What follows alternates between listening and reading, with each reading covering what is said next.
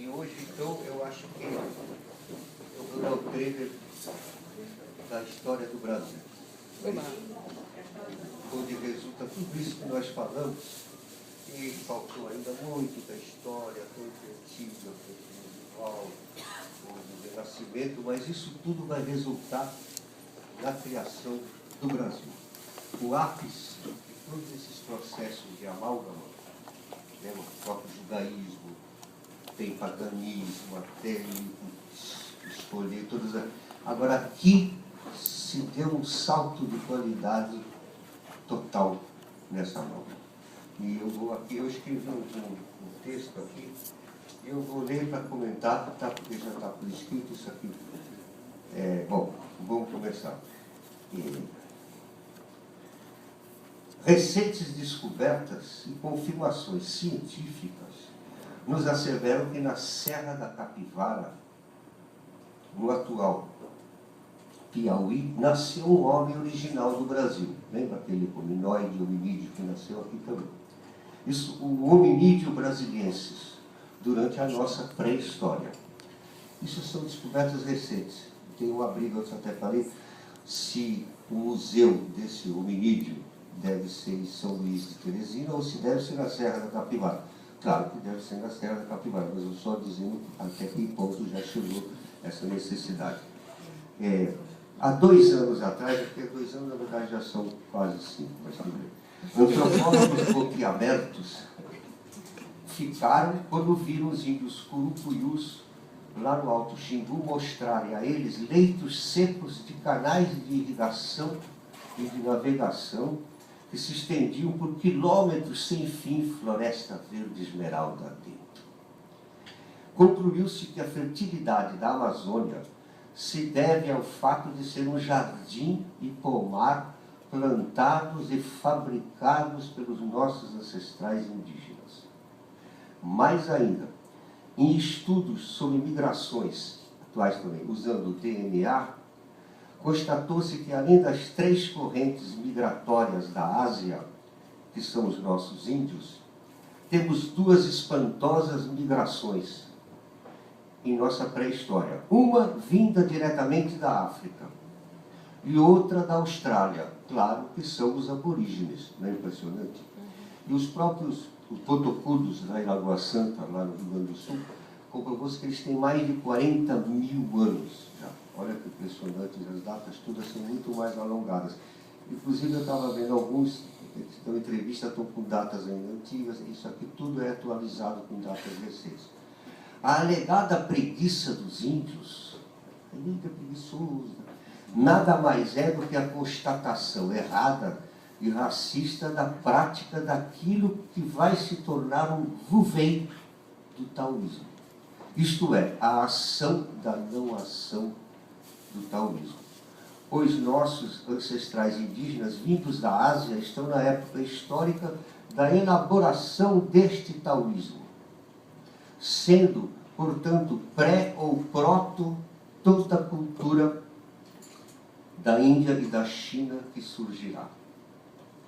Esta atitude de meditação e estado de imobilidade, então, estou esperando uma hora, é preguiçoso ficar lá para lá, eu vou ver a ação da não ação já. Esta atitude de meditação e estado de imobilidade, seus mitos, suas técnicas de acupuntura, descobriram também, através de espinhas de peixe, descobertas também recentemente na bacia do Rio da Prata, seus cânticos, suas lutas que precedem o que vai resultar no sumô, do Xamã Xamã, tudo isso é pré, e também, ou no pacuá. O pacuá é o que precede tudo que vai ser o Tai Chi Chuan, a própria yoga e o Shaolin mais tarde.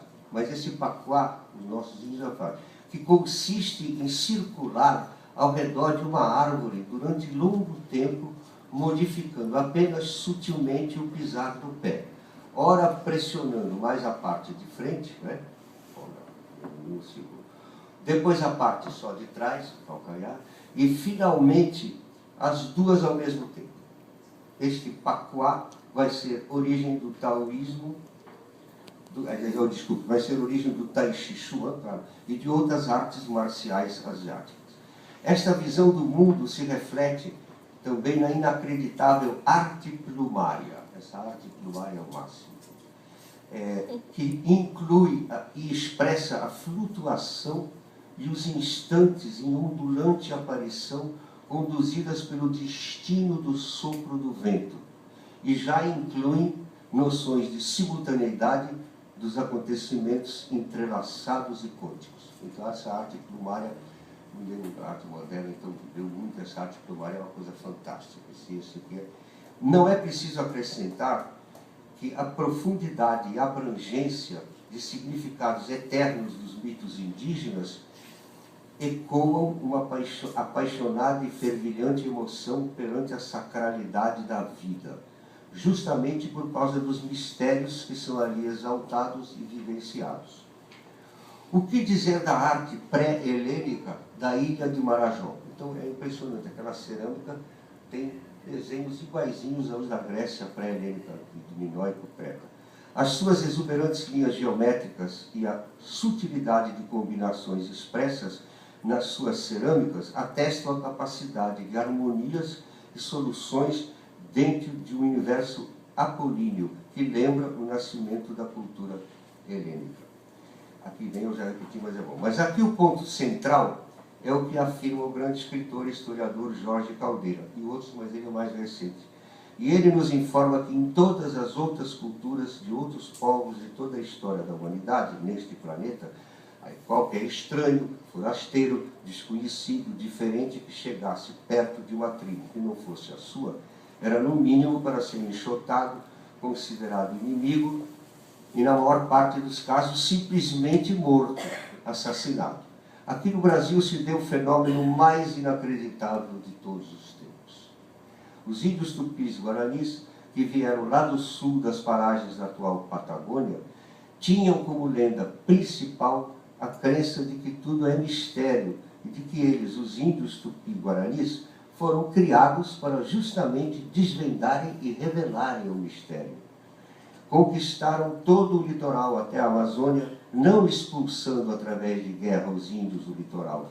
Mas como estes índios do litoral eram pessoas desconhecidas, então eram para ser amadas, desvendadas em seus mistérios. Pois não fora para isso que os índios tupis guaranis foram criados, então era através do amor e das relações amistosas e de entrega aos mistérios do desconhecido, esse interesse é impressionante, que se efetuou a rápida conquista amorosa do nosso litoral. Assim também aconteceu mais tarde, quando os marinheiros brancos desciam de suas caravelas para pisar em terra firme. Eram aguardados por índias jovens e lindas, apenas esperando a hora de abraçá-los e amá-los para desvendar os mistérios desses novos forasteiros desconhecidos. E como eles eram muito higiênicos, tomavam muito banho nas águas, eles tinham, nossos índios, quando eles viram aquele fedor daqueles marinheiros, né, que tomavam banho nunca, né, aí a primeira coisa as índias tiravam a roupa e davam banho, depois transavam, então tudo isso são relatos. Assim foi com Caramuru, assim foi com João Ramalho. Primeiras dúvidas. Por isso, até hoje, qualquer novidade do estrangeiro, mesmo que sejam bandas de rock daquelas que nos seus países de origem ninguém mais as ouve, aqui haverá sempre multidões ansiosas para receber os mercenários de braços abertos e o coração palpitando. Tão generoso é este povo brasileiro que nele passa pela cabeça que é recíproca, não é verdadeira. Atreva-se qualquer músico brasileiro a tocar nos países deles e verá como será tratado. Cabe ainda ressaltar que a expedição dos Tupi-Guaranis pelo litoral do continente Brasil obedecia a um impulso fundamental que brotava de sua mitologia de mistério, a ser continuamente desvelado e que tinha como meta a descoberta da terra sem males. Inclusive, eles vinham aqui. As projeções são dos Tupi-Guaranis para a terra sem males. Antes, na Europa, o Brasil também vai ser a projeção da perfeição, como Veracruz, Santa Cruz, Brasil. De todos os lados são projeções. Dessa coisa acabou sendo, né, enfim, onde haveria a incrível palmeira azul. Parece Guimarães Rosa, né? A palmeira azul, deve ser a área. Vê-se que também deste ângulo a predestinação do Brasil como lugar sagrado precede a outras visões semelhantes que surgirão continuamente de Portugal, os nossos primeiros dois nomes, após a descoberta de Veracruz e Santa Cruz, dos sebastianismos, né? E de projeções de um lugar de salvação geral de todos os povos e culturas para cá, imigrados, estabelecidos, refugiados e acolhidos, desde as obras e pregações do padre Antônio Vieira até Brasil, País do Futuro, de Stefan Zweig, e tudo que virá com a arte moderna e o tropicalismo de Gilberto Gil e Caetano Veloso. Portugal nasce do som e da poesia das canções de amigo e del rei dos trovadores. Imagina, já a língua portuguesa, ela nasce tocada pelos menestréis. E vai ter importância na história mundial pelo fato de ter acolhido os templários que estavam sendo queimados vivos na frente das igrejas da Europa, acusados de heresia absoluta. Estes templários haviam sido os heróis e o poder máximo até aquele momento da história medieval. Mas com o surgimento do poder nacional da França, com Philippe o Belo, Philippe le Beau, transformaram-se de heróis para heréticos e supremos traidores da cristandade. É nesta condição que os templários chegam a Portugal, humilhados, ofendidos e aterrorizados. Eles não vêm na condição mais de um, eles são humilhados. E são salvos pelo rei de Portugal com a única concessão de mudarem seu nome de Templários para Cavaleiros de Cristo. Isso é muito importante, lembra da Idade Média. Assim começa a escola de Sagres, ela começa por isso. Onde, sob o comando do rei Dom Henrique, Portugal começa seu caminho de potência mundial determinante. Todos os navegadores serão cavaleiros de Cristo. Eles vão, com suas informações, conquistar os mares. As informações que os ex-templários trazem consigo são fundamentais. Pontos de contato na África, Índia e China, informações das culturas pagãs, filosofia grega, técnicas de navegação que incluíam desde a vela, com capacidade de utilizar ventos que sopram em direção contrária, até técnicas de construção e de navegação e conhecimentos de culturas pagãs proibidas e contatos com o Islã. Essas técnicas a antiguidade sabia, mas foi esquecido durante a densa Idade Média e depois. Isso tudo, e só lembrar que a Espanha era um grande império. A Inglaterra era um bando de piratas, a Espanha era o maior império, incluía a Itália quase toda, a Holanda, a Bélgica, era o grande império. E Portugal era nada, eram meia dúzia de pessoas. Então, para o Papa, ele quis salvar os templários e dar metade do mundo para um imenso império, e a outra metade, um negócio que quase não aparecia. Por quê? Porque eles receberam os templários e ali, e ao mesmo tempo, a trama do padre Antônio Vieira, que nasceu no Brasil, foi para Portugal, vem e vai, e ele também vai ser condenado. Imagina os aqueles tempos para a fogueira, porque ele era amigo dos hebreus, dos judeus. Então já tem um duelo fundamental ali do padre Antônio Vieira.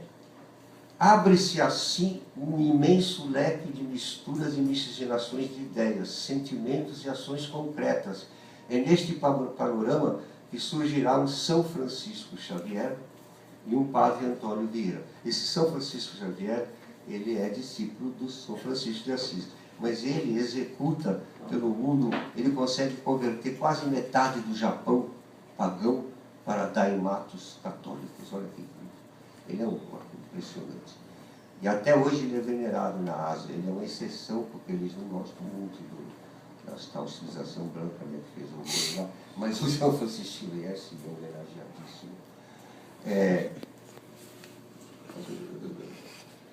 E um padre Antônio Vieira. O Brasil será realmente concretizado com a chegada dos jesuítas, que conseguem um fato original.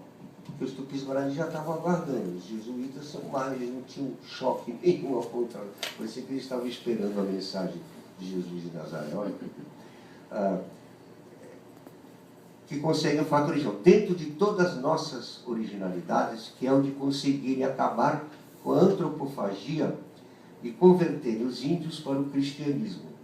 sempre eclético e amalgamante, através da música e do teatro musical. Música e teatro musical, para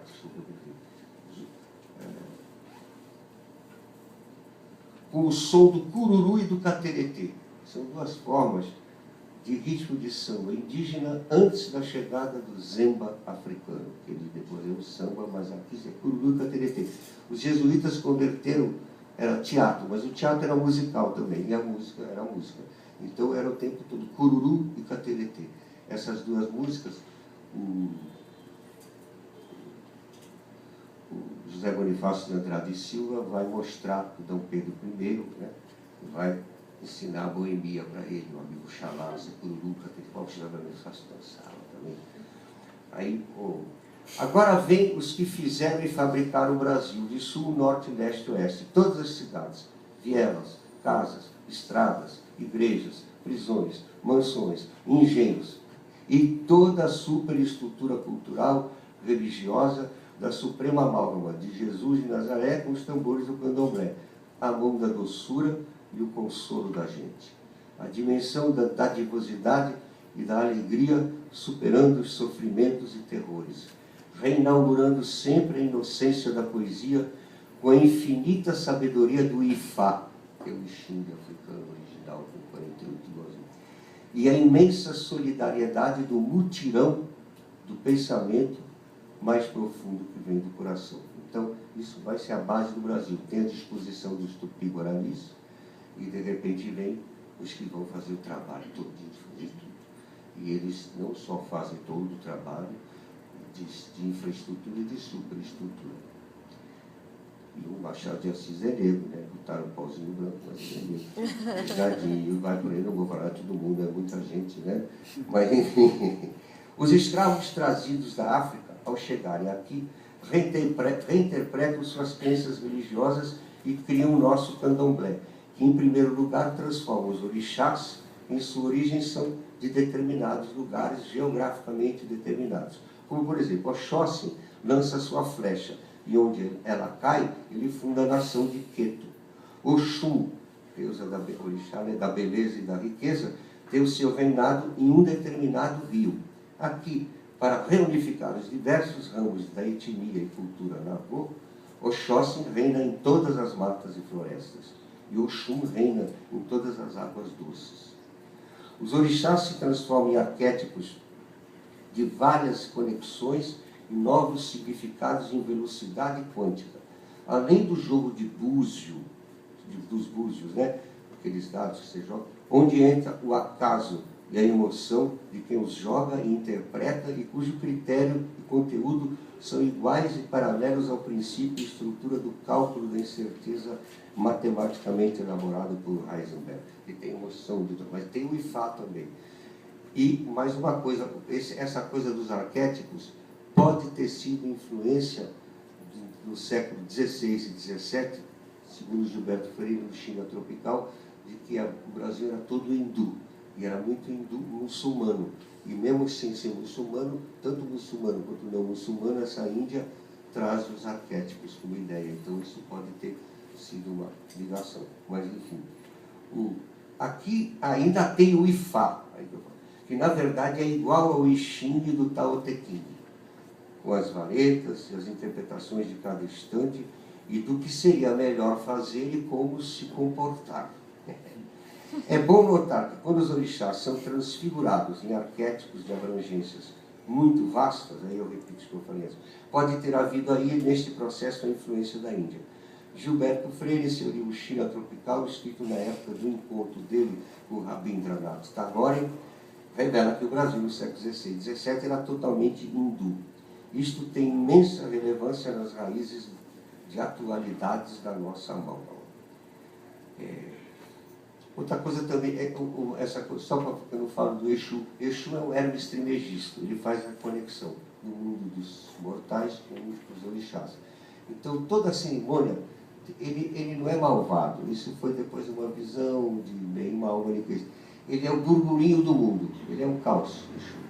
Ele vem no redemoinho e ele, como Saci Pererê, mas ele é o que liga o mundo nosso Só depois de fazer rituais para Exu é que os orixás podem vir descer, dependendo do candomblé.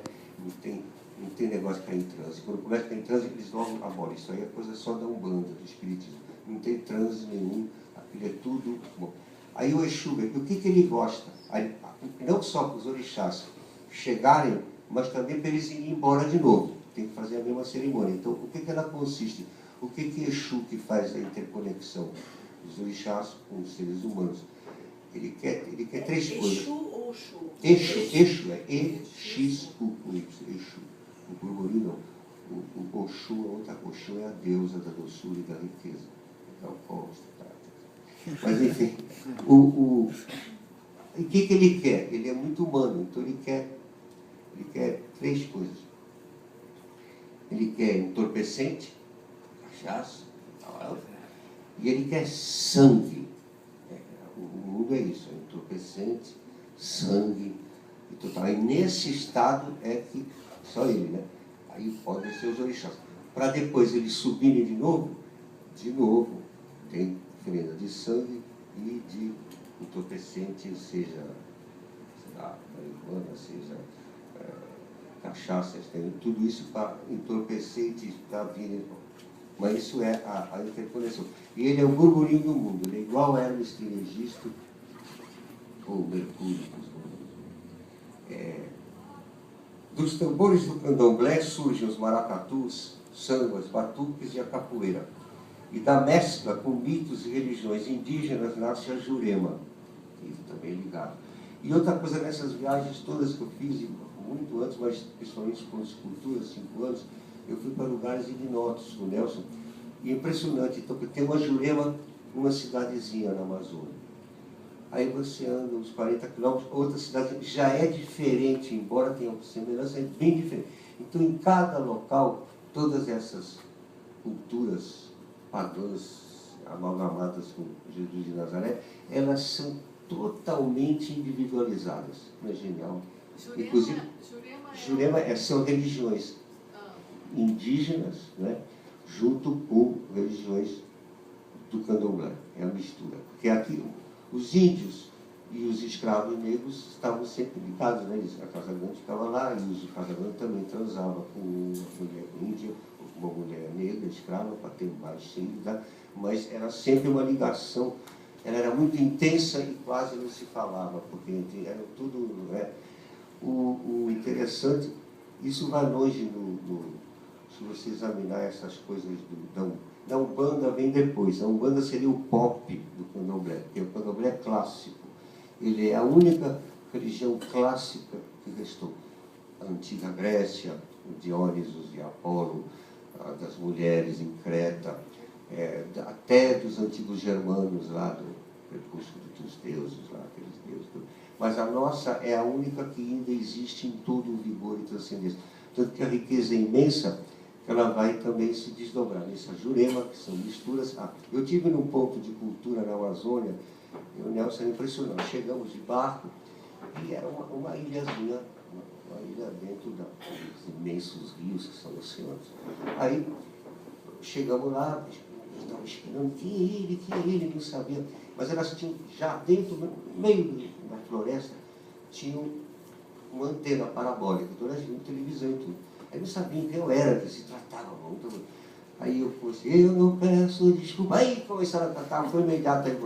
Aí nós chegamos lá, mas o importante é o seguinte, fomos recebidos, né, como imagina, a hospitalidade em ser todo lugar lá é a enésima potência. Aí eles tinham a religião da Umbanda, eles tinham os personagens, depois as mesmas pessoas que faziam os pais de santo, as filhas de santo e tudo, as mesmas pessoas encenavam e reenactavam religiões indígenas como eles as aprendiam. Tem Matita Pereira, Marco, as mesmas pessoas fundavam. Mas tinha uma terceira encarnação de religião. Olha só, são 3. Era a Umbanda, era essa dos rituais indígenas, Matita Pereira, as meu pessoas muito impressionada. E na terceira, a gente andava assim, meia hora para dentro mesmo da floresta, escadas e tudo. De repente tinha uma igreja que era uma choupana grande, quase. E aí, com velas, todos se ajoelhavam e era uma mistura de missa gregoriana e o latim reinterpretado com palavras indígenas, dissonantes, e o cântico parecia a banda de pífaros, vocês conhecem? Mas eram cânticos dissonantes numa língua indígena reconstruída e palavras em latim reconstruídas. Então eles tinham essas três vivências detalhadas, cada um deles. Olha que impressionante. É uma riqueza. Você anda mais 3 km já é diferente da outra e mais, e tudo o tempo todo. E só para dizer, a Umbanda é o pop disso. Então, a Umbanda já se misturou com o Espiritismo, que também é uma outra religião influente no Brasil. E vocês sabem que o Espiritismo foi criado pelo Allan Kardec. É uma religião literária. Tá? Como a cientologia era melhor que o Allan Kardec. Mas foi para responder ao positivismo do Augusto Comte. Eles eram amigos do Augusto Comte. Então, o Comte fez da história uma religião, né, o positivismo, em vez de santos e pessoas, você homenageia quem? Georges Danton, Isaac Newton, os sábios, tá? Uma religião positiva. E aí o Allan Kardec, então vou logo fazer uma religião da outra dimensão, e fez o Espiritismo, mas também é literário. Então a importância da literatura é impressionante, né? Bom, só para mim. Bom, aí, então, nas religiões nasce a Jurema, em contato com o Espiritismo, e sincretizando-se em velocidade da luz, também com o catolicismo, surge a Umbanda. A Umbanda e a Quimbanda não tem diferença. A diferença é, de novo, porque na Quimbanda, o Exu ele está com outro nome, ele já vem transfigurado pelo Espiritismo, pelo catolicismo, e ele é considerado demônio, então, na Quimbanda. Então, tem Quimbanda para exorcizar o aspecto de projeção de que ele é o demônio. Então, mas são detalhes para vocês verem como essa, né? Assim como na Umbanda em São Paulo, por causa dos japoneses, na década de 60, vendo os japoneses, eles imediatamente foram ao encontro e criaram o tal orixá samurai. Isso é constante, isso aqui é o tempo todo. Isso só para dizer que lá em Nazaré da Mata, como eu disse lá do Bispo Nelson, com a turma, o garotinho de 13 anos, eu já disse, mas vale a pena repetir. Ele disse: o nosso pai de santo, eu lembro, veio dizer para descontar para o senhor que nós somos quânticos. Eu falei: perfeito, vocês são quânticos. Isso é gente que não sabe nem ler nem escrever, só pelo ouvido e pela profundidade de suas culturas originais, eles estão mais preparados do que ninguém. Por isso que negaram, gastando mais dinheiro para não ter instrução pública do que para ter. Isso é impressionante. Mas não adianta, eles sabem até, já sabem o cálculo de Heisenberg, 2 mais 2 pode ser menos 7. Por isso eles sabem, o linear diz isso. Ah, meu Deus. Vamos aqui. E tão avassalador e inexorável é a criatividade, da amálgama em permanente efervescência. Aí vem a parte dos japoneses que eu falei. Essa formidável absorção do outro em plenitude de dignidade resplandecente é a característica do povo brasileiro. Chineses, japoneses, judeus, sírio-libaneses e todos os seres humanos e todas as culturas e povos do planeta têm aqui os seus parentes e descendentes e trazem todas as suas culturas para cá e imediatamente se sentem à vontade e com imensa vontade de se misturar e se miscigenar neste redemoinho de sensações de plenitudes que vêm dos mistérios de Macunaíma. E a disposição absoluta de abraçar e amar o próximo, porque o próximo é um mistério para ser eternamente desvelado. Porque somos todos também tupis-guaranis, e nossa mitologia vem do mistério.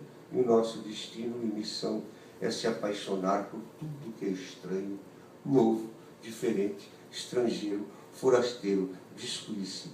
E este impulso também vem lá de Portugal, dos navegantes arrostando os mares abissais, né, impulsionados por Henrique de Sales e os templários, agora cavaleiros de Cristo.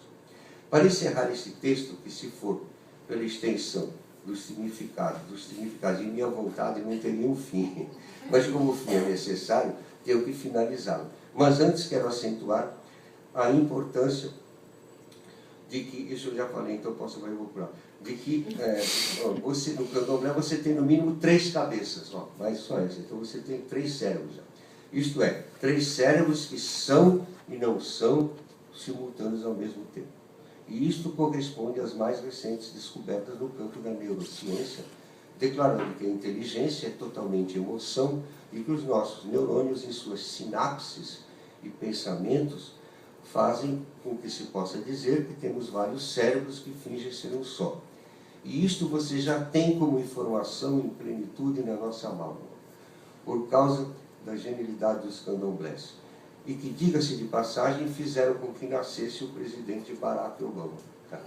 Segundo a sua própria biografia, em que narra que a sua mãe, uma intelectual filósofa, como todos os poetas e filósofos, queria saber como era a Grécia Antiga, e que até então nem havia sonhado em se casar com um homem de outra etnia que não fosse branca, até o dia em que entrou no cinema e viu o filme Orfeu Negro, do poeta Vinícius de Moraes, o branco mais negro do Brasil, e Tom Jobim, em que a Grécia Antiga é o morro das favelas cariocas, é negra e é das escolas de samba. E foi por isso que a mãe de Obama, dias depois de assistir a este Orfeu Negro, ao se encontrar com um filósofo do Quênia, se apaixonou e casa com ele. Foi esta emanação poética da amálgama que fez nascer o mais arrebatador e brasileiro de todos os presidentes dos Estados Unidos. A atualidade da nossa amálgama é absoluta. Ou o mundo se brasilifica ou se tornará nazista. Esta afirmação está o tempo todo em minha obra, e especificamente no disco Eu Não Peço Desculpa, mesmo do Caetano, em que esta frase é constantemente pronunciada. É também todo o cinema novo, toda a nossa literatura, e também está expressa na música com Gilberto Gil, Outros Viram, e também nos shows que fiz ao lado de Gilberto Gil, que se intitulavam Figa Brasil. Aliás, no panfleto da novela tem essa raridade, em que a gente já fala do Figa Brasil, né? Que foi no Anhembi, que ano foi? 87. 1987, e vai preceder todo o Ministério da Cultura do Gil. Era antes da internet, nós conseguimos uns 3 a 4 mil pessoas assinando para participar. Mas depois o movimento foi esvaziado por vários motivos e Gil ia ser prefeito de Salvador e conseguiu, só era um golpe político, ele conseguiu ser vereador, eu fui chefe de gabinete. Mas isso aqui vai ser o tempo todo essa história, que é imensa, né? Então, e que esta frase é pronunciada o tempo todo, o mundo se brasilifica ou se torna nazista. É também todo o cinema novo já li. E o assassino terrorista nazista na Noruega, isso é interessante, que assassinou mais de 70 pessoas, sendo a maior parte delas crianças, que estavam em um evento do Partido Trabalhista norueguês, deixa mais do que claro em sua tese, aliás, minuciosa e detalhista, que a culpa é totalmente deste medonho país chamado Brasil, com seu multiculturalismo. Ele se escreveu para provar que ele não era louco, ele ficou ofendido quando o Noruega queria declarar louco, ele não ligou, ele não seria condenado, não. Ele quer ser condenado, quer ser um mártir do nazismo novo. E para explicar, ele fez uma longa tese, na qual, ao final, ele disse que tudo isso que ele odeia vem desse medonho país chamado Brasil, com o seu multiculturalismo. Ele não sabe que é além, mas ele viu certinho, né? Então, aí ele fala, ele não sabe que nós somos a amálgama, muito além da diversidade cultural e do multiculturalismo, mas não importa, a clareza da declaração do nosso inimigo mortal é absoluta. O mundo precisa, para que haja sobrevivência da espécie, que todos os povos e culturas absorvam e reinterpretem esta amálgama de José Bonifácio de Andrade e Silva, senão o nazismo e o fim do mundo virão. Aí vem, Jesus de Nazaré inventou o romantismo, a democracia dos direitos humanos, incluindo a desobediência civil, pacífica e pacificante, o socialismo, né, os primeiros serão os últimos serão os primeiros o tempo todo, e o liberalismo através do livre-arbítrio. Então, sempre você escolhe, isso é uma coisa que ninguém, mas no mundo clássico não existe isso, você inventa. Mas a plenitude de sua mensagem é a amálgama do Brasil universal, que inclui a vastidão das culturas indígenas e os candomblés. A simultaneidade quântica já faz parte da nossa alma. E como dizia Benedito Valadares, na prática a teoria é outra. Eu via tantas vezes marxistas dizendo a gente tem que afirmar a praxis, ela vem antes da teoria, e discutir. Aí tem o Benedito Valadares batendo na prática. A teoria é outra, já não fizemos, né? Aí não amo, eu fui mudar. A presença da cultura judaica está expressa também com clareza na constatação da primeira sinagoga em Olinda, Pernambuco, durante o período de Maurício de Nassau, além da imigração grande para a Amazônia. Já disse, tem um rabino, foi em 1600, foi para a Amazônia, e ele recebe, ele foi enterrado, ele recebe homenagem como se fosse um santo católico, uma obra total lá. A influência judaica vai estar em vários lugares, e ela, inclusive, ela nessas a gente detecta, né? Ela é imensa, os jornalistas do Linho, todo mundo, mas tem o fato de que foram batizados, e ponto sempre essa simultaneidade. Então, eles eram batizados aos milhares lá em Lisboa, e viraram católicos. Aqui tinham que se comportar bem na missa e ser exemplares. Então, todo mundo dizia que ele era judeu, né? Mas ele era o primeiro a fazer tudo certinho, na comunhão, na hóstia, na penitência. Então, eram exemplares, todo mundo vigiando. Mas de noite eles acendiam o candelabro e faziam já uma fusão, que vem desde Achabalau antes, então isso aqui já contribuiu para a nossa amálgama o tempo todo. Né? Isso é claro, imagina. Agora, o Islã tem sua maior irradiação sobre o Brasil durante os séculos XVI e XVII, durante os quais o Brasil era hindu, Gilberto Freire, China tropical e tudo aí. O Islã era a maior parte influência por parte da Índia muçulmana, a tal ponto que durante 2 séculos o uso da burca era comum entre nossas mulheres. Olha que incrível. A primeira expressão e afirmação fundamental e política da nossa amálgama foi o episódio da expulsão dos holandeses. E essa expulsão dos holandeses teve uma coisa impressionante. Sua segunda grande expressão foi a conspiração mineira dos poetas de Minas Gerais, os sonetos de amor de Dirceu para Maria. Mas o que aconteceu, quando Maurício Nassau voltou para a Holanda, que era Índias Ocidentais, a maior parte dos agregados dele, que tinham escravos, mulatos, etnia negra, foram inventar Nova York. Inventar New York, Manhattan. Nova Amsterdã, né? Nova Amsterdã começou. E Nova Amsterdã. E eles que chegaram lá, e pergaminhos descobertos já tem 8 anos, atestam que a originalidade de Nova York parece estar no Brasil. É por isso, é por causa dos agregados de Nassau que deram. Nenhum outro lugar tem isso. Nem Berkeley, Califórnia. Ali em Nova York é assim, tem aquela estátua, mandai para cá todos os curados, os perseguidos. Né? Mas essa ideia de amálgama se reflete em Nova York por causa dos agregados de Maurício de Nassau, que foram para lá e deram o primeiro tom definitivo dessa cidade. Né? É nós.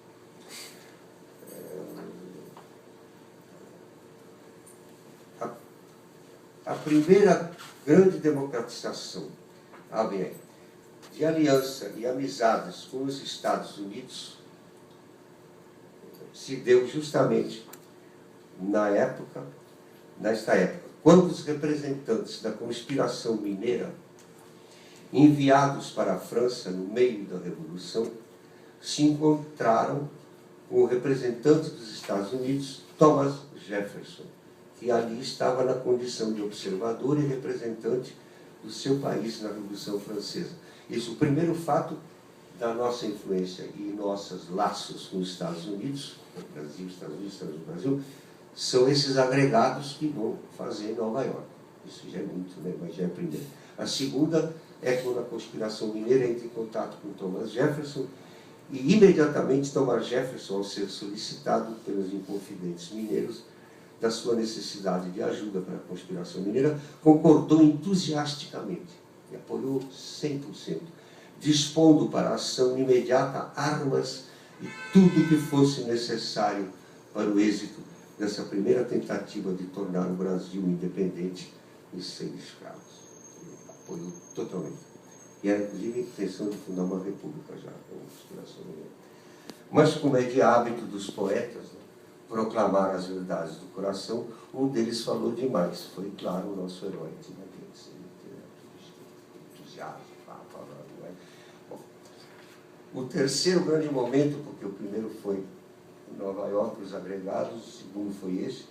O terceiro grande momento desta aliança foi quando a Inglaterra ainda era o poder majestoso e único do planeta. E os Estados Unidos eram um país tentando afirmar sua identidade, mergulhado na sua política de splendid isolation, isolamento esplêndido. Acontece que o mais poderoso império do mundo, a Inglaterra, decidiu que o Brasil deveria devolver 38% do seu território para todos os países vizinhos do nosso país continente, especialmente na área do Acre. Mas também tudo aquilo que os bandeirantes abriram, passando a linha de Tordesilhas e travando combates em Mato Grosso, Goiás e tudo, contra tropas espanholas. Olha que incrível, teve combates incríveis.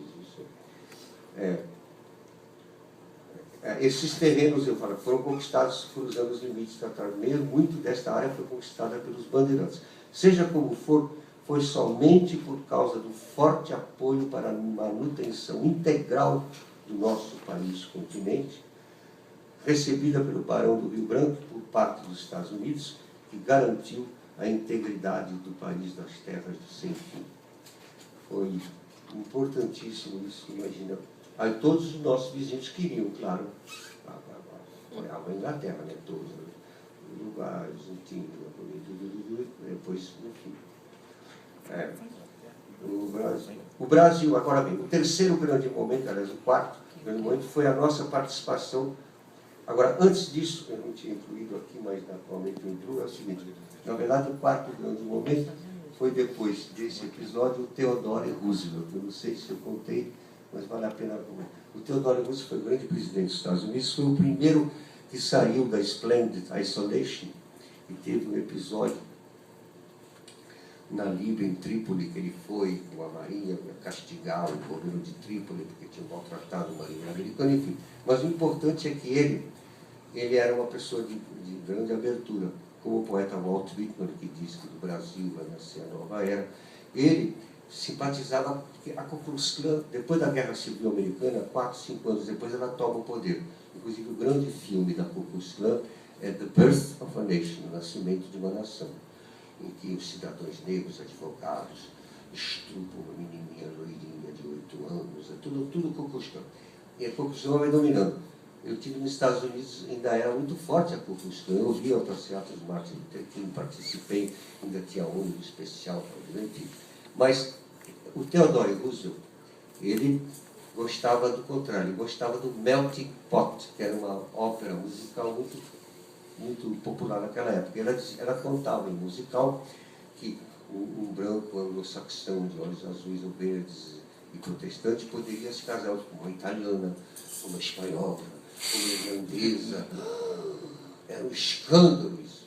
Aí ele veio com essa ideia. Aí quando ele chegou aqui, pelas mãos, olha só, do Marechal Rondon, o livro do Marechal, matar jamais, morrer se for, e com o Roquete Pinto, Roquete Pinto, altos intelectuais, mostrou a Amazônia, Pantanal, ele gostava de caçar, bater muitos bichinhos, mas o que mais enlouqueceu ele foi encontrar a amálgama. Quando ele viu a amálgama, ele disse: eu preciso imediatamente que os Estados Unidos transmitir isso para o Congresso. Ele foi, mas o Congresso, nossa senhora, só faltou guilhotiná-lo, recusou, era o Ku Klux Klan. Isso está escrito na minha letra com Gil, na música Outros Viram. Inclusive, Gil fez uma versão em inglês e cantou, inclusive, enquanto ministro, nos shows em Nova York, em Washington, em todos os lugares que ele foi. E aí os jornalistas imediatamente viram isso. Sei que isso, que escândalo, foram conferir. É tudo verdade. Exatamente assim. Então, só pode dizer que até lá.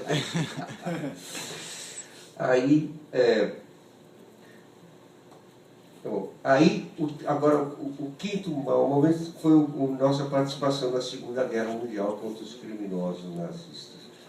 O Brasil foi o único país de toda a América Latina que participou desta Segunda Guerra Mundial ao lado dos aliados. Mas antes teve toda uma cena de amálgama. Getúlio Vargas, no início, para esvaziar a Revolução de 30. Então ele vai, não sei se eu vou falar depois, mas ele vai fazer uma manobra incrível. Ele vai absorver as teses de Luiz Carlos Prestes, do Partido Comunista, para esvaziar com o Estado Novo. Mas, ao mesmo tempo, ele vai aproveitar a influência do integralismo, que era como o fascismo de Mussolini antes de Mussolini se aliar com Hitler. Não era racista, admitia todas as etnias. Para esvaziar o movimento nazista do próprio Führer, que aqui já tinha 1 milhão de partidários. Naquela época, Rio Grande do Sul, Santa Catarina e Paraná, 90% apoiavam que esses 3 estados se separassem e formassem a nova Alemanha.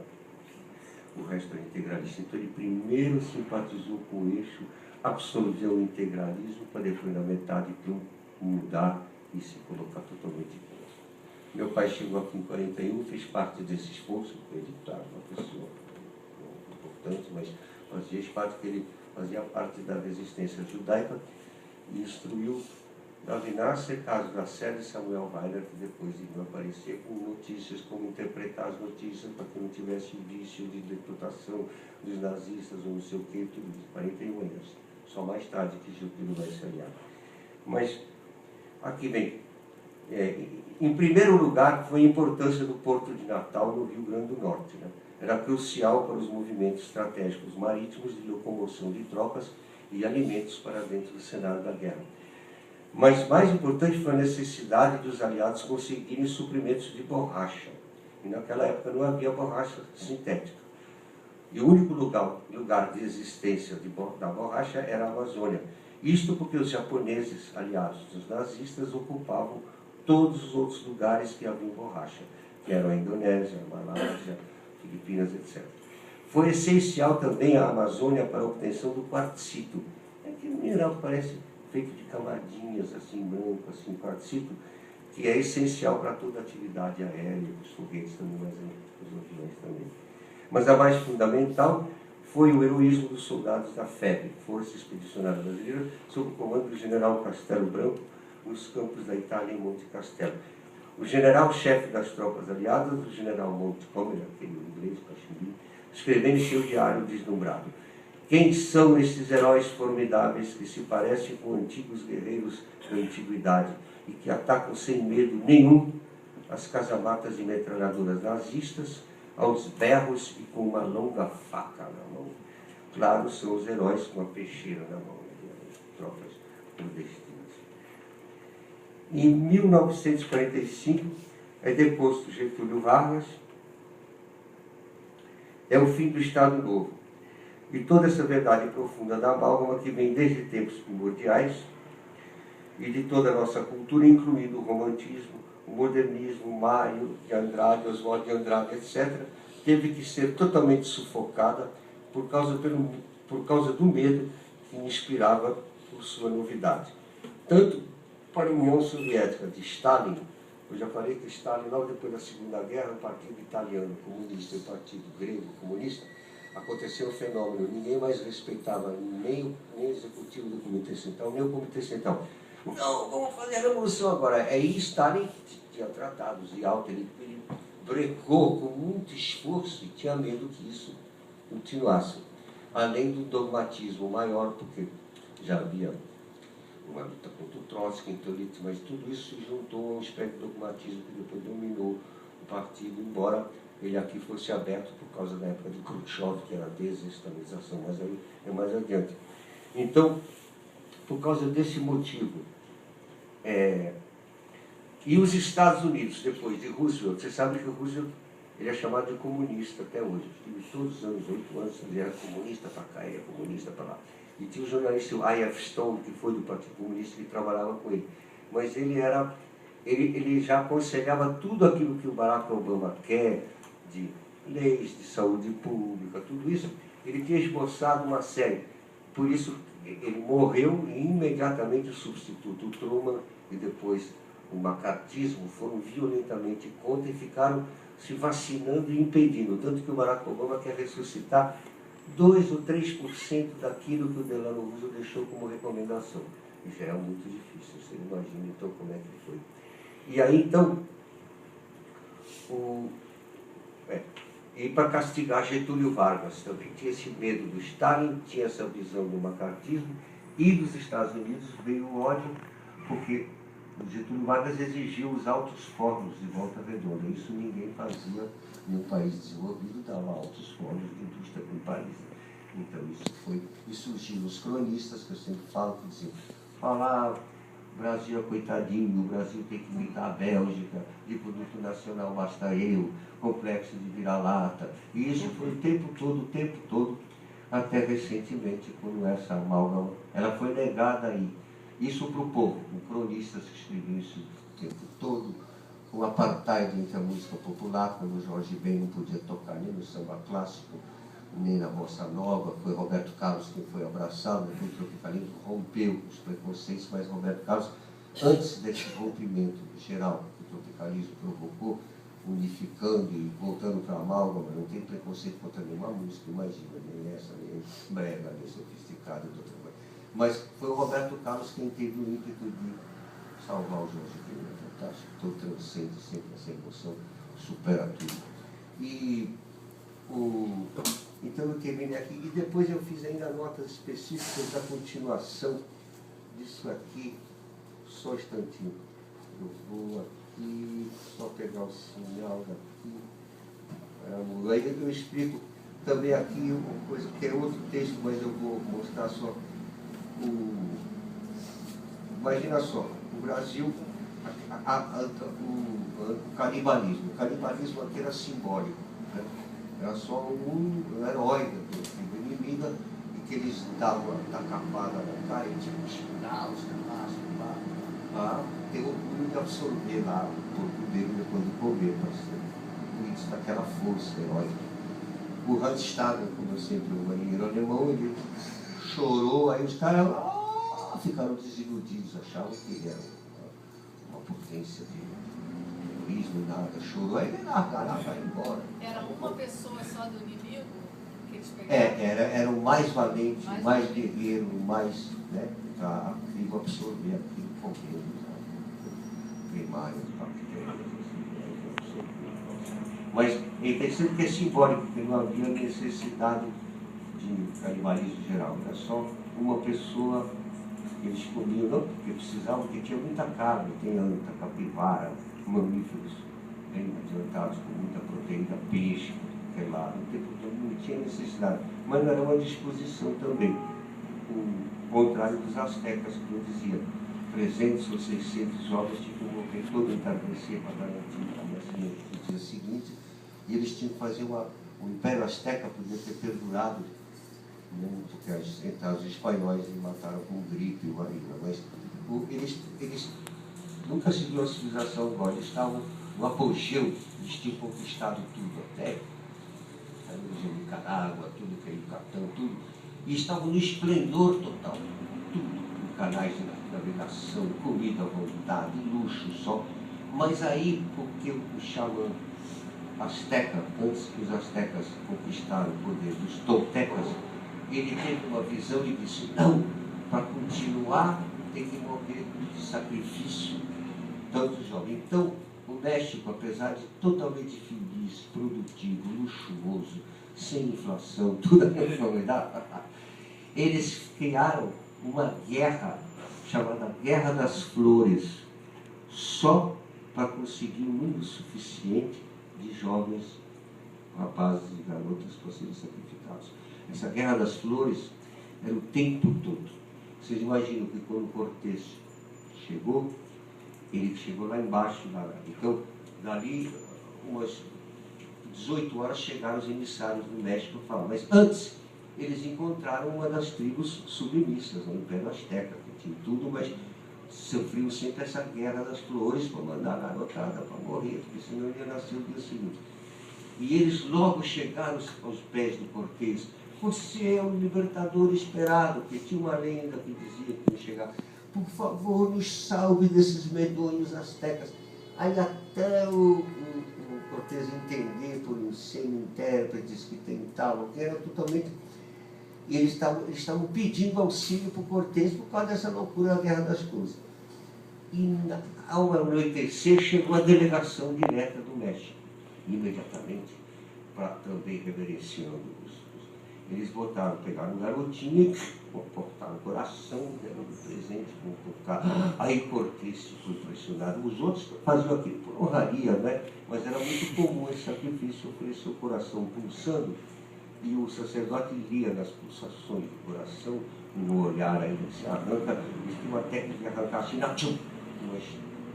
um lindo punhal de esmeralda, assim, e tinha as mãos, as unhas assim, muito afiadas, de cenoura, para arrancar o coração num troço só, e o coração continuar pulsando, e você ainda fica 2 minutos que o sangue ainda corre. Olhando, aí eles liam os augúrios no dia seguinte. E aí o cadáver rolava lá na pirâmide para baixo, e a família, os que compraram aquele, que era tudo financiado também, tudo já capitalismo de guerra, mas de guerra das coisas, eles comiam também. Alguns, eu já falei nisso, alguns diziam que era a falta de proteína animal lá no México. Eles só tinham animais pequenininhos e não tinham anta nem capivara, não sei o quê. Mas essa visão um pouco forçada deve contribuir, mas não é o fator principal. Mas só estou dizendo de passagem. Agora aqui, só vou continuar aqui. Então, por exemplo, também a Igreja Católica, os jesuítas, nossos jesuítas são a primeira leva da criação dos jesuítas, com Inácio de Loyola, que é militar, e para enfrentar o protestantismo, que já tinha acabado com metade do poder da Espanha, porque o Henrique VIII, para casar com mais uma mulher, ele se transformou em anglicano, e também o protestantismo já estava ameaçando. Então, é a contra-reforma. Os jesuítas são militares que vão estudar o que os protestantes fazem para sugar e absorver o máximo do protestantismo para um modus operandi católico e funcionar para esvaziá-los. E possivelmente chegar antes que eles, que é a França Antártica, isso os jesuítas vão conseguir pela magia da música e da poesia e dessa receptividade inata já dos índios tupis-guaranis que queriam isso mesmo. Então, muito interessante, formas musicais, como eu disse, de cururu e cateretê. Então, eles tocavam flauta também, uma flauta, e na imaginação do curunim, que é o indígena, porque eles sabiam, por exemplo, um assobio, imitavam direitinho a fêmea daquela espécie de ave exata, qual é o cântico para seduzir o macho. Todos os pássaros tinham um canto de sabino, caçavam, mimetizavam. A flauta, de repente, ficava enlouquecido, parecia que podia fascinar milhões de pássaros e milhões de coisas. Aquela música era uma magia. E eles, então, foram... Olha que incrível. Foi um movimento cultural pacífico, ligado à intenção tupi-guarani, de imediatamente, em 2 gerações, acabarem, mesmo com o canibalismo, e começaram as missões indígenas, que iam dar certo, mas por uma reviravolta política em Portugal, o Marquês de Pombal os coloca como heréticos e perigosos, porque eles já estavam sendo um Estado em si, não precisava nem da coroa daqui a pouco, como vai ocorrer com o Paraguai. O Paraguai é o único lugar em que ninguém perturbou os jesuítas e eles construíram o maior Estado moderno, que invadiu o Brasil e ia conquistar todo mundo. Tamanho, todo mundo lia, escrevia, sabia ofícios e tudo. Fizeram o sonho da teologia da libertação lá. Fizeram um Paraguai católico, jesuítico, que todo mundo lia, escrevia, sabia matemática formal, que era 1 mais 1 mais 2. Né? Tudo preparadíssimos, tanto que eles vieram quase, se não fosse a Tríplice Aliança e nós, então, para varrar, inclusive com força total de que iam ganhar mesmo. o Tamandaré, nosso cruzado, né? Esse navio foi afundado, mataram todo mundo. E mais ainda, acharam os documentos incríveis que eu coloquei, não coloquei aqui, mas vou colocar, que é muito impressionante. Também faz algum tempinho, não é muito antigo. São 7 anos, é o seguinte. As batalhas, até então contra o Paraguai, a maioria, a tropa toda era constituída por escravos que iam ser libertados se participassem da guerra e que fazem o Duque de Caxias se dirigir para os oficiais brancos. A valentia destes negros é imensa. Tenho medo que isto, nós, vá virar um novo Haiti. Mas lá no Nordeste houve uma batalha incrível em que o Solano Lopes foi a última, que ele foi derrotado em grande estilo, então ele se apresentou com todo esplendor e com 4 bandas musicais que, só para mostrar como era tudo sincronizado, organizado, eles tocavam marchas militares prussianas impecavelmente, sem uma nota mais daquele rito, perfeito. Aí os oficiais, dessa vez a tropa não era negra, era mestiça com indígenas, que são os cabeças chatas, todos cearenses, nordestinos, todos, Pernambuco, todo mundo. E acontece que os oficiais se dirigiram a essa tropa, que agora era mestiçagem indígena, quase como Castelo Branco, toda a Câmara, e disse, olha, ou vocês inventam e tocam uma música, porque nós também viemos com 4 bandas, assim, 3 bandas, mas tocava, mas daquele jeito, assim, não era prumo, militar, prussiano, aquele estilo. Nós vamos ser derrotados, porque a música deles é mal. Ou vocês inventam, olha isso, e tocam uma outra música mais furiosa, mais brava, para diminuir lá o som deles, senão a gente perde. Aí acontece o seguinte, pela primeira vez os soldados, nos quartéis do Nordeste, eles ensaiavam os hinos militares. Mas escondido, como sempre dá um jeitinho, eles começavam a tocar um frevo. Aí os oficiais paravam, tocavam. Mas nessa hora, a única música mais selvagem e furiosa era o frevo. E eis que se deu, antes da batalha, houve, durante 4 horas ou mais, as bandas paraguaias tocando marchas militares impecáveis, prussianamente e germanicamente corretas, e nós tocando um frevo. As 2 músicas tocando sem parar. Aí o frevo ganhou, claro. Na hora que as tropas, as bandas paraguaias desistiram, houve a ordem de ataque e nós triunfamos nessa luta. Essa é a história do Brasil o tempo todo, né? Impressionante. Musical da cabeça de pés. E essa permissão subreptícia da mão. Eles sabiam, aí deixaram, falaram, então tudo tem sua hora. Isso aqui é muito importante. Então o país nasce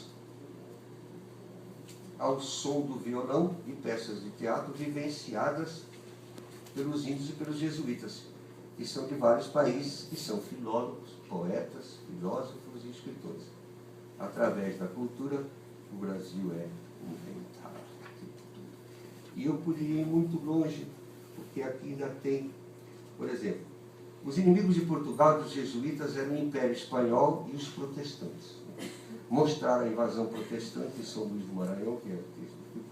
Mostraram os combates furiosos dos bandeirantes, que além de dizimarem, escravizarem, e no entanto também se miscigenarem com os índios, ao dobrar o tamanho e extensão territorial do Brasil, travam ferozes combates na selva contra os rivais espanhóis, também católicos. Combates na selva contra os espanhóis, o filme.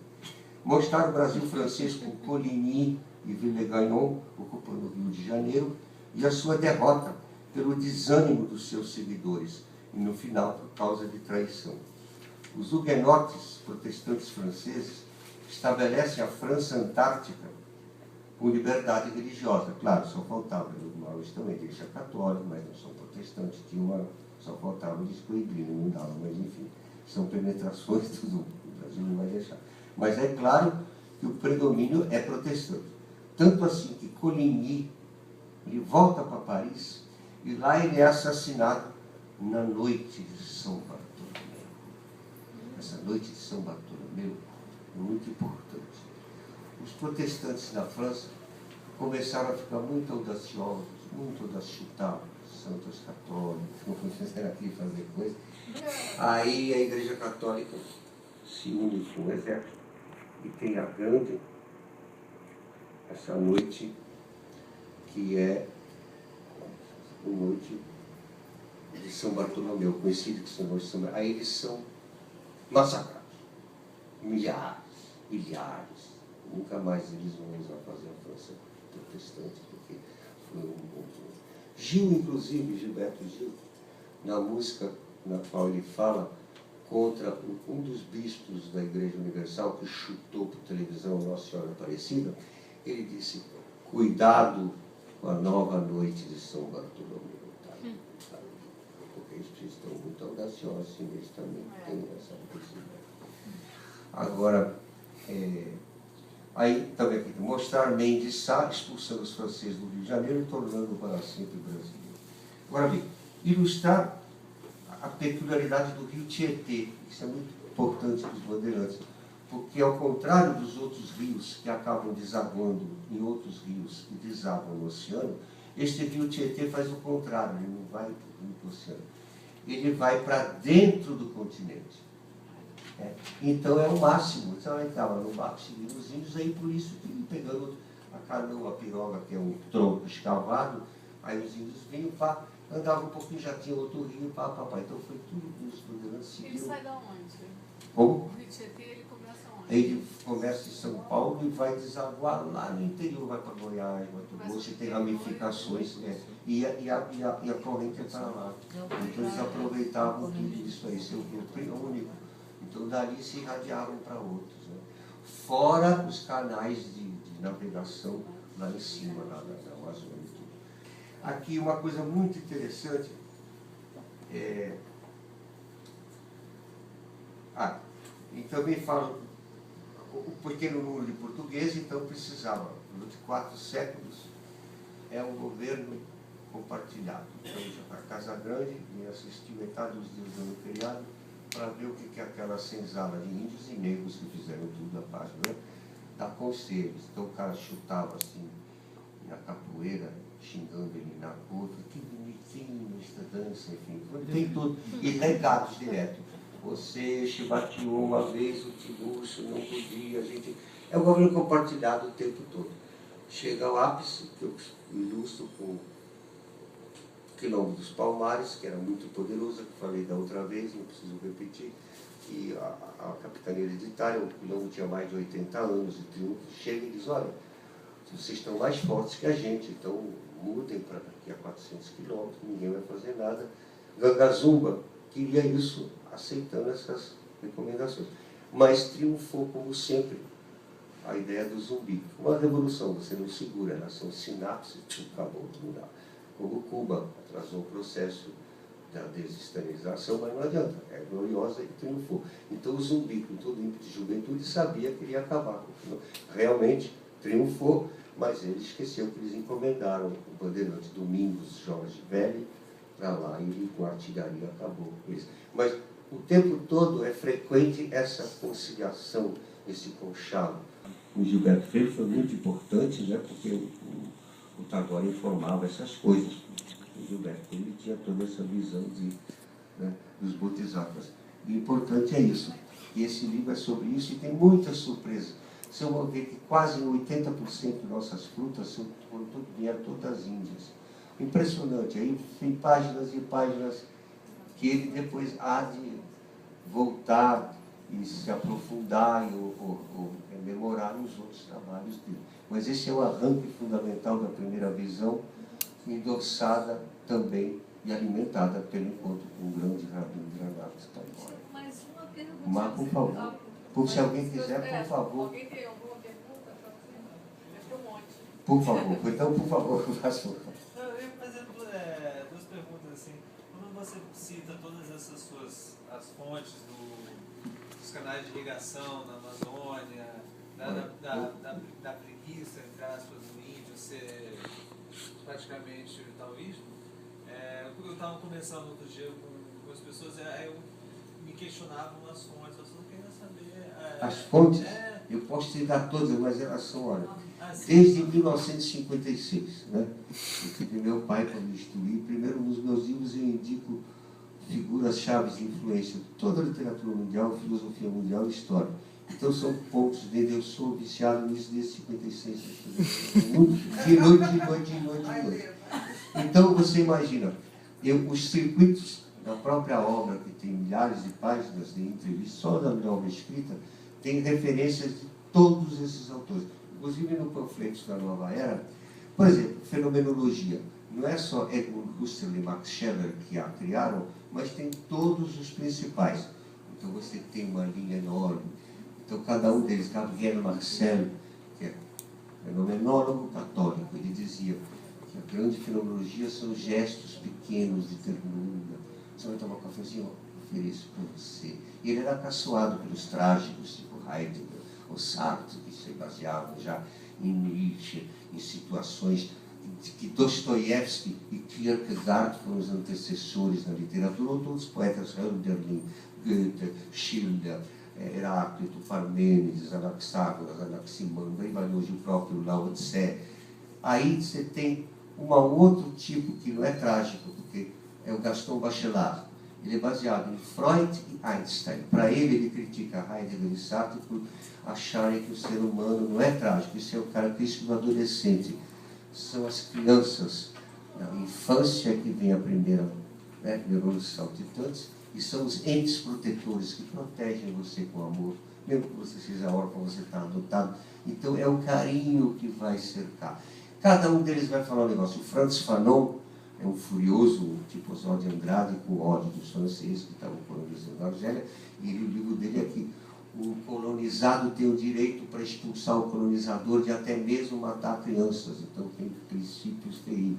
Eu só estou dando um trailer. Aí você tem o Merleau-Ponty, que já é marxista, descentralizado, com influências de Nietzsche.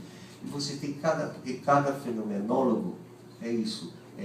Quanto mais individual, mais universal. Claro, o povo falar bobagem não tem essa autoridade. E para acabarem, não foi só aqui a amálgama, que era água gelada em cima. Então, para o povo, tinha os cronistas. Complexo de vira-lata, o Brasil tem que imitar a Bélgica, o Brasil é coitadinho, de produto nacional basta eu, aqueles caras. Né? Mas para a elite, para eles não entrarem na fenomenologia, que tinha sido Nietzsche, o predecessor, Dostoiévski, Heidegger, Sartre, todo mundo era comunista, era fascista, era nazista, era anarquista, eles ficaram com muito medo. Então encaixotaram, isso só ficou para a ciência. E para os oficiais da segurança pública, da polícia secreta, teólogos, continuaram sabendo disso, mas oficialmente a história foi encaixotada para acabar com a fenomenologia e surgiu o estruturalismo para os intelectuais. Só para ver a reação do Bico, mas não adiantou. Isso veio, o povo já era. A Clarice Lispector, 74. O estruturalismo estava no auge, tinha que ser estruturalismo, era moda, era o Melchior, que já faleceu. Amigos meus, e eles falavam, apotético, eles enquadram tudo, tipo Aristóteles enlouquecido, então aqui, isso aqui deu uma bobagem. É a classificação querendo conter essa explosão quântica, que a ciência, a fenomenologia é intransponível. Mas, enfim, fizeram para a elite esse encaixotamento.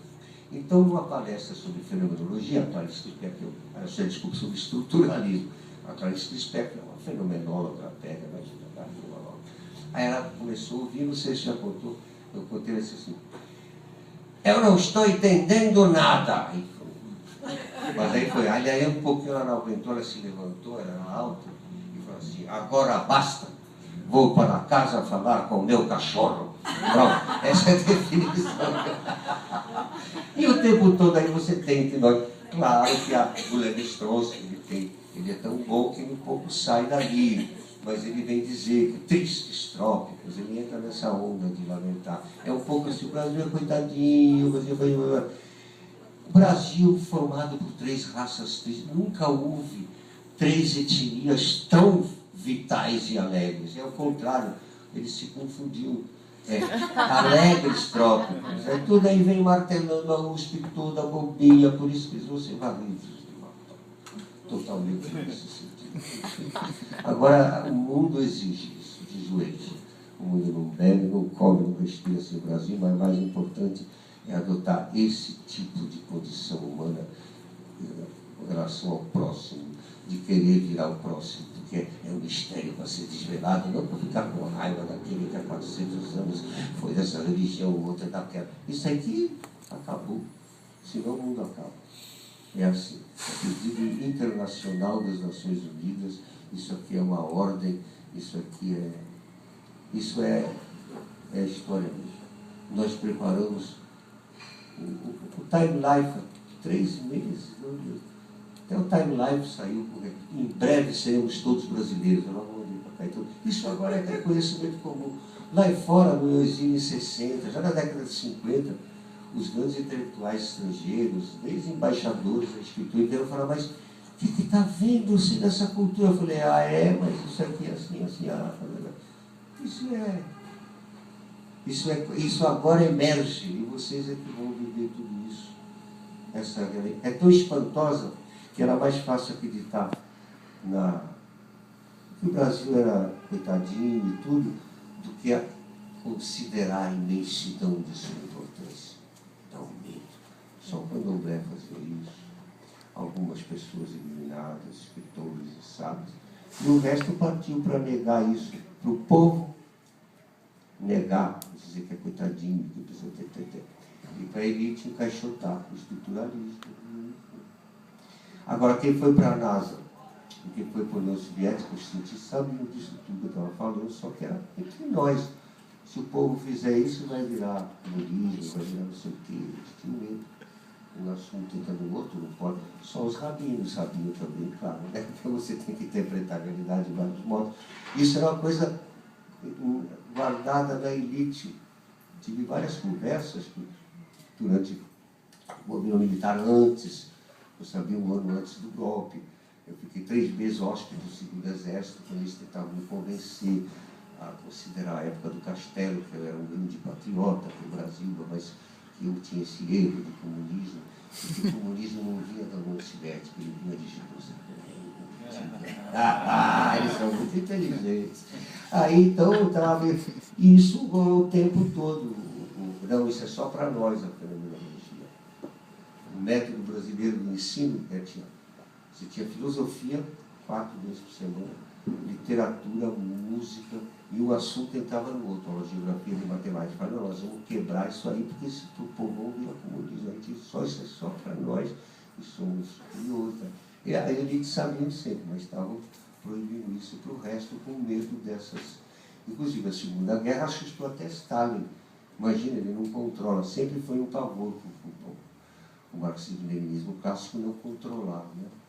Então, até a democracia interna, que o Lenin considerava sagrada, foi rompida logo no levante de um navio em que os marinheiros todos votaram e ganharam pela democracia interna, mas ele interrompeu e mostrou já o primeiro ato de ignorar a democracia interna do partido.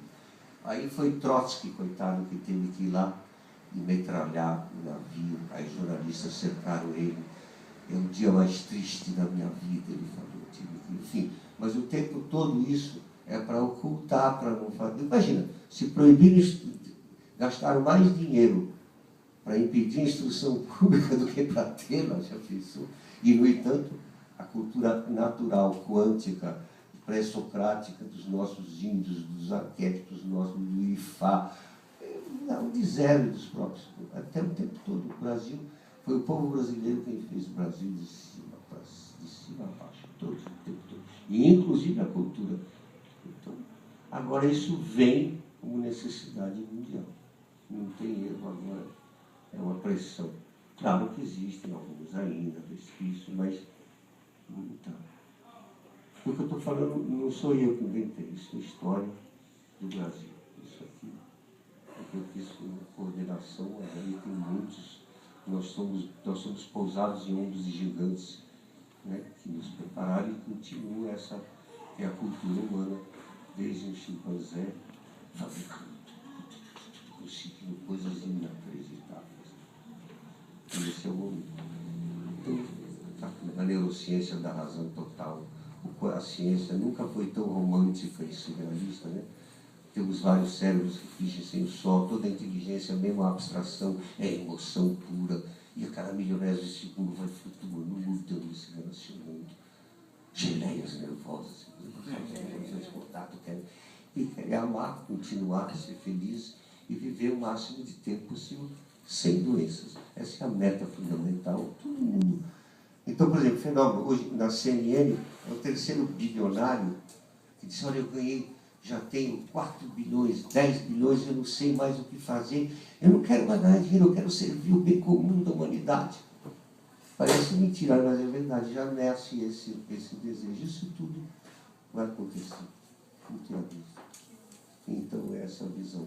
Então, de toda essa história do povo amalgamado judeu, que inclui Akhenaten, Nefertiti, Moisés, toda a história da diáspora, que inclui Jesus de Nazaré, e inclui Mahomet também, e todos os ateus dos direitos humanos, do socialismo, da democracia, do liberalismo, de tudo.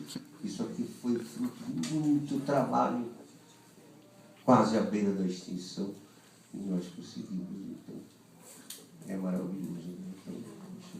Eu vou lembrar o Mirabeau e a Carmen Costa. A Carmen Costa era a esposa dele, e só para vocês verem um exemplo da Malva, tem aquele cielito lindo, lá, lá, lá, lá, lá. Ela não teve dúvida, pegou a música e colocou uma letra e virou mesmo uma música que é: quem parte leva a saudade de alguém que fica chorando de dor. Por isso eu nem quero lembrar quando partiu meu grande amor. Quem parte leva a saudade de alguém que fica chorando de dor. Por isso eu nem quero lembrar quando partiu meu grande amor. Ai, ai, ai, ai, tá chegando a hora, o dia já vem raiando, meu bem, eu tenho que ir embora. Ai, ai, ai, ai, tá chegando a hora, o dia já vem raiando, meu bem, eu tenho que ir embora. Depois mais uma, que é assim, que é interessantíssimo, só mais duas para finalizar, tem tudo do Mirabeau agora. É assim, Iaiá, cadê o vaso? Que vaso? O vaso que eu plantei a flor. Ah, eu vou lhe contar um caso. Eu quebrei o vaso e matei a flor. Eu vou lhe contar um caso. Eu quebrei o vaso e matei a flor. Mas que maldade, que maldade. Você bem sabia, no vaso de barro eu guardava a saudade. Que maldade, que maldade. Você bem sabia, no vaso de barro eu guardava a saudade. E por último, essa outra, que eu contei o Mirabeau na Esbace, anos 70. Eu falei assim, você é genial, aquela música que você fez, Obsessão, como é que você fez? Olha, foi o seguinte, todo mundo acha que foi uma grande mulher. Não, quando meu bebezinho nasceu, eu olhei e fiz essa música. Você roubou meu sossego, você roubou minha paz. Com você eu vivo a sofrer, sem você vou sofrer muito mais. Você roubou meu sossego, você roubou minha paz. Com você eu vivo a sofrer, sem você vou sofrer muito mais. já não é amor, já não é paixão. O que eu sinto por você é obsessão. Demais, né? Uma criança nasceu entre nós. Obsessão, pai.